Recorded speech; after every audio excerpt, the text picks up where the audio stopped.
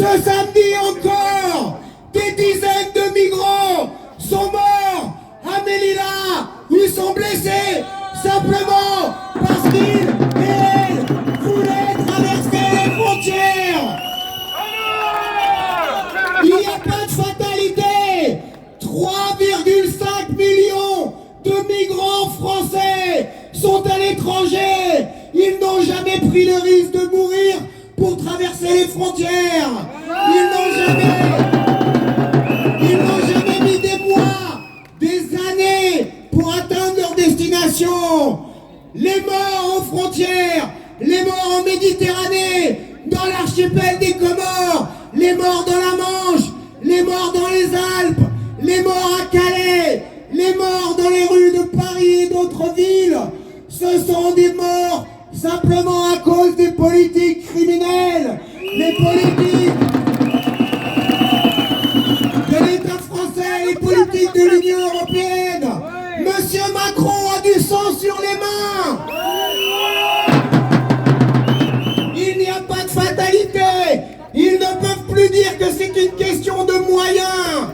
Quand il s'est agi, et heureusement, et on s'en félicite, quand il s'est agi des réfugiés ukrainiens et ukrainiennes, à ce moment-là, en quelques semaines, il y avait 100 000 places avec tous les droits à l'éducation, à la santé et au travail.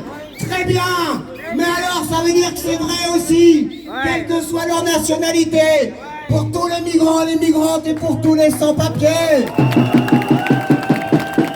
Ça veut dire donc que cette politique est aussi une politique raciste.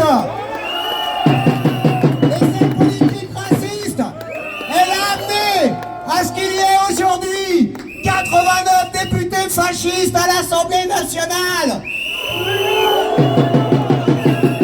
Des dizaines de députés de droite ont été élus sur la base d'une campagne électorale de leur candidate qui a repris les théories du grand remplacement.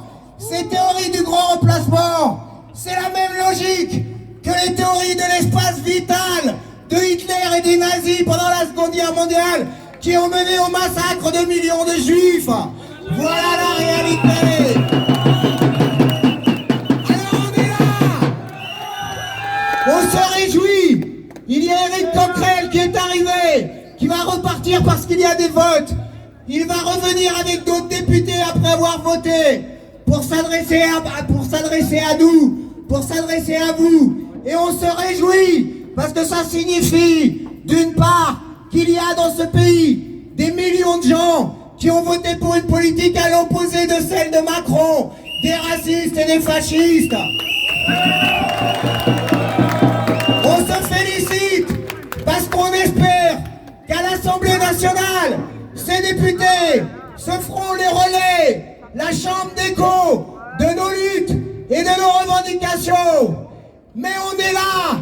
Parce que quoi qu'il arrive, dans les semaines et les mois qui viennent, ce qui va compter, qui va pouvoir être relayé par ces députés, c'est nos luttes. Ce sont les grévistes sans papier. Ce sont les luttes dans les quartiers pour empêcher les fascistes de s'implanter. Ce sont les luttes pour l'égalité des droits, pour la régularisation de tous les